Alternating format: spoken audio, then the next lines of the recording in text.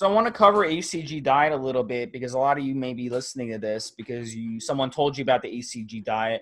We all know someone who did the HCG diet. We all know someone, especially over the past 5 years. And I gotta talk about this a little bit. So originally Rick had alluded to it earlier. A British doctor during the 50s, he came up with it because he wanted to fight obesity. But there was no medical proof that it helped with obesity. So then since then, we've had it. It went away. It came back. It went away, come back. It went away, come back. Keeps going and coming back because you'll have some guru, one of these crazy people, conspiracy people like Kevin Trudeau, for example, who have no background in medicine. They never lifted weights in their life. They never used steroids in their life. They know nothing about this stuff. They come up with it, and they say, oh, the government's trying to scare you into not using it, blah, blah, blah. He went to jail. You know that, right?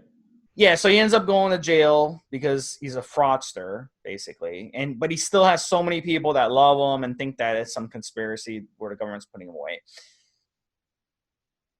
So the way the HCG diet works, guys, is you inject the HCG 2-3 times a week. You inject it, and then you only do 500 calories a day.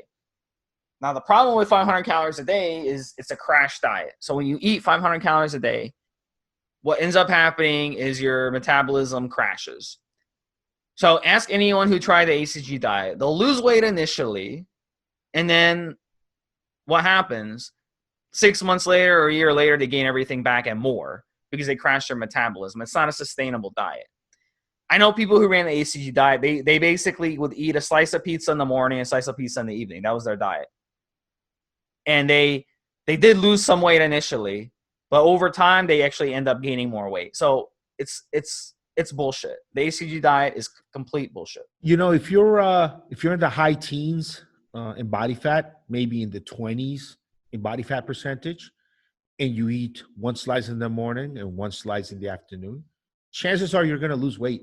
I mean, that's enough of a caloric deficit to lose weight if you're in the teens.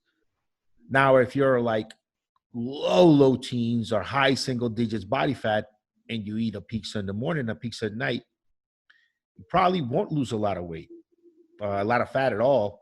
Probably you'll start losing some muscle mass and start to look like shit pretty quickly. So it kind of depends where you're at, right, Steve?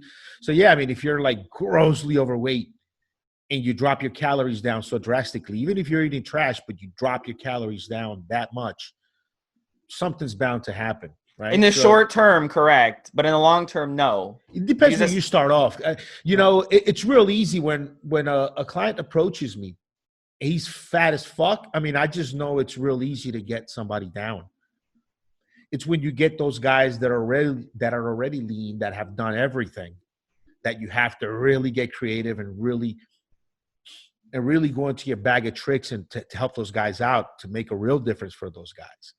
But when you get someone that's just like overweight, like just has some really core lifestyle issues, and once you get them acting right and you feed them the proper information, automatically they make.